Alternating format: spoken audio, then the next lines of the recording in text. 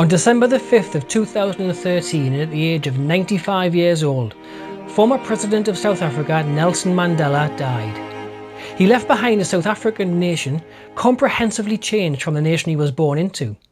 He was a radical, a revolutionary, a firebrand, an inspiration and a leader. But where did he come from? What formed the man that would become the father of the nation? 1952 saw the ANC begin preparing for a joint defiance campaign against apartheid alongside Indian and communist groups. And they also founded a national volunteer board in order to recruit volunteers to the cause of non-violent resistance, largely influenced by Mahatma Gandhi. And in June of 1952, he addressed a crowd of 10,000 people at a rally in Durban, which then initiated campaign protests. But as a result, he was arrested and spent a short time in internment in Marshall Square prison.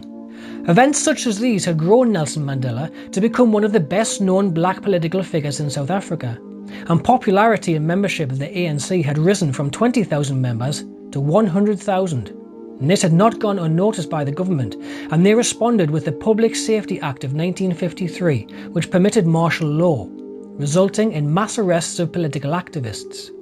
In May, the Transvaal ANC president J.B. Marks was banned from making public addresses, which meant he was unable to maintain his position, and so recommended to the party that Nelson Mandela be nominated as his successor.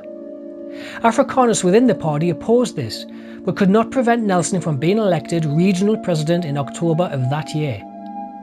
In the next few years would see Nelson repeatedly arrested for his activities, and he was banned several times by the authorities from making public addresses or organising meetings.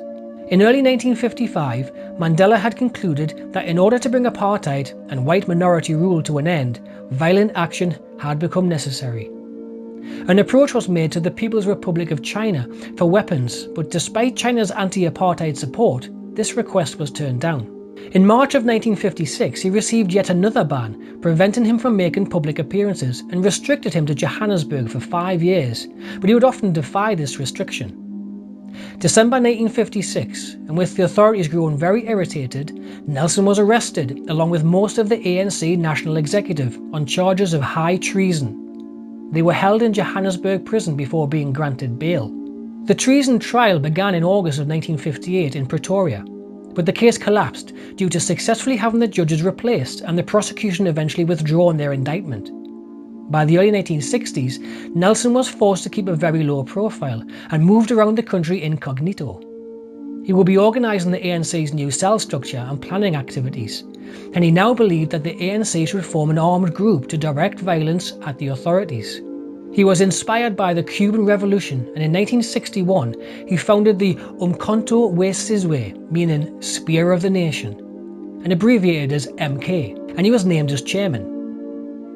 This organisation was declared as independent to the ANC so as not to damage the reputation of the party, but it was largely considered to be the armed wing of the ANC. On the 5th of August 1962, Mandela was captured and arrested by the police. He was held in Johannesburg's Marshall Square prison and charged with inciting worker strikes and leaving the country without permission. He intended to use the trial as a showcase of the ANC's moral opposition to racism, and he turned his mitigation into a political speech. But he was found guilty and sentenced to 5 years imprisonment. In July of 1963, police raided Lily's Leaf Farm, which had been used to hide Nelson, and they uncovered numerous documents relating to the activities of MK. Some of these documents mentioned Mandela. With this new evidence, a new case was presented by the prosecutors in December of 1963. Mandela, along with 5 other accused, admitted sabotage, however denied that they were ever going to start a guerrilla war against the government. Again, Mandela attempted to use the trial as a showcase, and it was here he gave his "I am prepared to die" speech. The trial made headlines around the world, and on the 12th of June 1964, he was found guilty and sentenced to life imprisonment. The first 18 years of his sentence was spent at Robben Island Maximum Security Prison, which is located off South Africa's southwestern coast of Cape Town. There he would spend in isolation, unable to mingle with other non-political prisoners, and in a cell measuring just 8 feet by 7 feet, and with just a straw mat on which to sleep. His time here was spent in hard labour, and he would receive plenty of racist abuse from the white prison wardens. Despite newspapers being forbidden, and following the days of hard labour, he would study a correspondence course for a degree from the University of London. By the 1980s, an international movement was beginning to call for his release. The United Nations Security Council was calling for his release, and the slogan "Free Mandela" was circulating around the press. And despite this foreign pressure, the South African government refused to budge, and instead pointed to US President Ronald Reagan and UK Prime Minister Margaret Thatcher, who would both consider the ANC to be a terrorist organisation and should be suppressed. In April of 1982, Mandela was transferred from Robben Island to Pollsmoor Prison in Cape Town, where he would spend the next 6 years. Conditions for him were much better here, and he even got on well with Pollsmoor's commanding officer. The early 1980s in South Africa saw increasing violence across the country, and the economy was stagnating due to a lack of international investment. And the situation was becoming so dire that some were even predicting civil war. In February of 1985, many global banks and UK Prime Minister Margaret Thatcher were calling on Mandela to be released from prison to defuse the volatile situation. And so President Botha offered to release him if he unconditionally rejected violence as a political weapon. Nelson refused this offer, stating, "What freedom am I being offered while the Organisation of the People, the ANC, remains banned? Only free men can negotiate. A prisoner cannot enter into contracts." By 1987, further secret meetings were taking place to negotiate a settlement. The government offered the release of all political prisoners and the legalisation of the ANC on the condition that they renounce violence, break links with the Communist Party, and end the insistence on majority rule. Mandela again turned this down, stating that the ANC would only end its armed activities when the government itself renounced violence. In July of 1988, Nelson's 70th birthday attracted huge international attention, including a televised tribute concert at Wembley Stadium in London, watched by over 200 million viewers. Nelson Mandela was now considered a heroic figure in the eyes of the world. And in December of 1988, he was moved to Victor Verster prison near Paarl in the Western Cape region. And there he was placed in the comfort of a warder's house and had a personal cook, and he used this time to complete his degree. The following year, President Botha suffered a stroke and was replaced as leader of the National Party by F.W. de Klerk. November 1989, and with the fall of the Berlin Wall in the background, de Klerk began the process of legalising the ANC and freeing Mandela. There was opposition within the National Party, but on the 11th of February 1990, Nelson Mandela walked free in front of massed crowds and the world's TV cameras.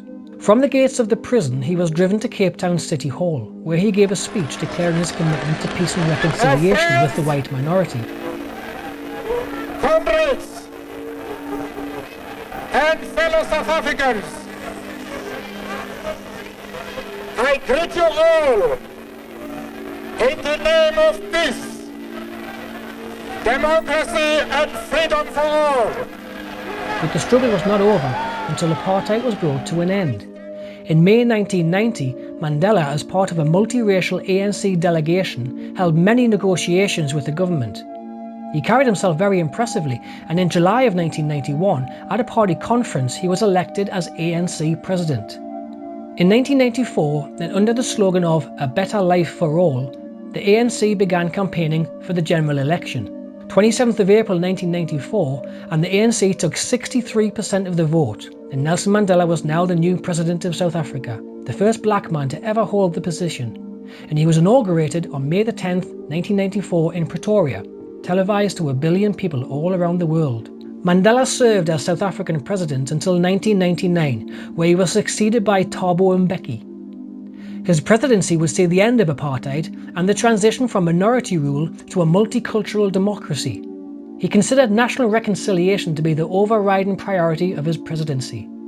In 2011, Mandela began suffering with respiratory infections, and he had many stays in hospital.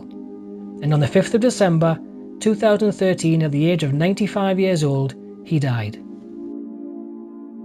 10 days of national mourning followed, and his body lay in state at the Union Buildings in Pretoria, followed by a state funeral on the 15th of December. Approximately 90 representatives of foreign states attended the memorial events. Mandela was a controversial figure for much of his life. Although critics on the right denounced him as a communist terrorist, and those on the far left deemed him too eager to negotiate and reconcile with apartheid supporters, and he gained international acclaim for his activism. Widely regarded as an icon of democracy and social justice, he received more than 250 honours, including the Nobel Peace Prize, and became the subject of a cult of personality. He is held in deep respect within South Africa, where he is often referred to as the father of the nation.